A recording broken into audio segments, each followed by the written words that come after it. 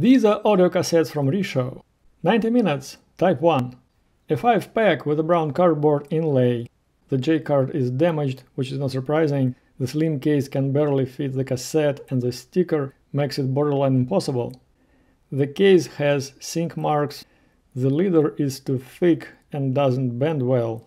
Rishow thinks that these cassettes are good for recording the good times, such as Grandpa's 85th birthday speech, probably right before he kicked the bucket. All of the things will finally fade away.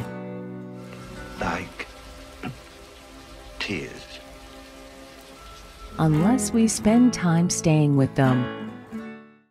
So the first thing I would like to do is to record some stuff of the radio using a boombox similar to what they show in their commercial.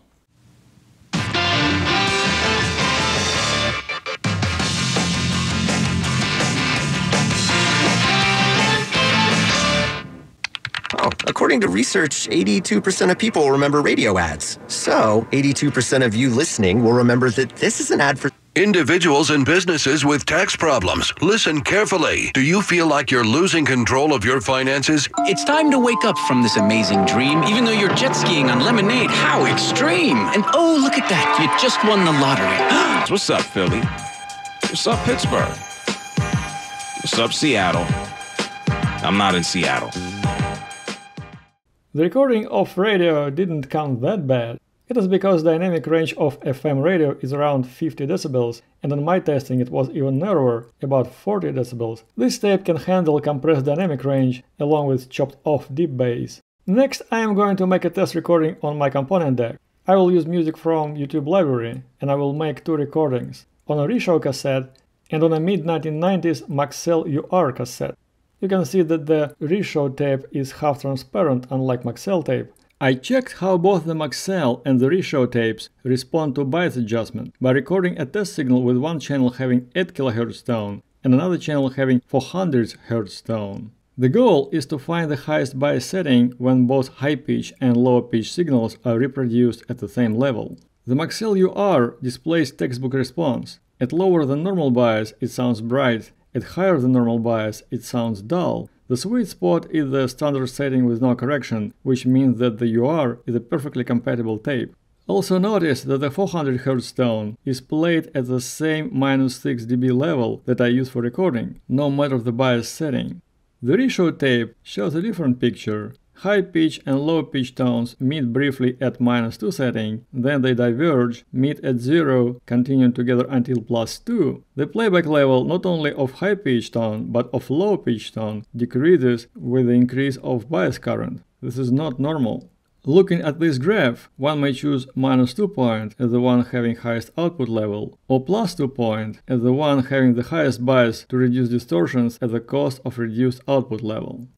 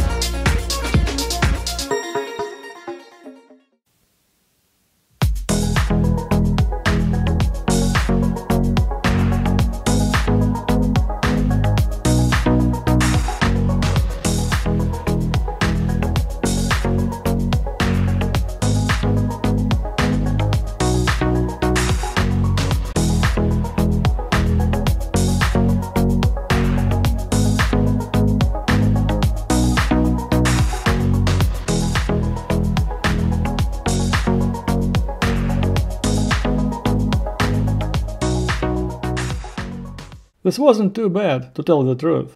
Now take a look at this graph. It shows that the Rishow tape saturates quickly. Trying to drive higher levels on this tape will likely result in distortion. Let's see.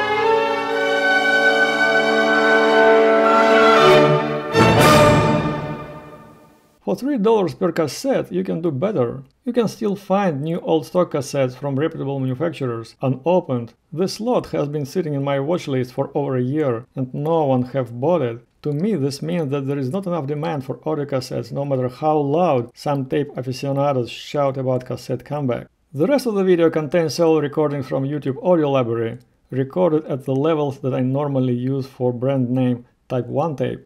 Enjoy and judge for yourself.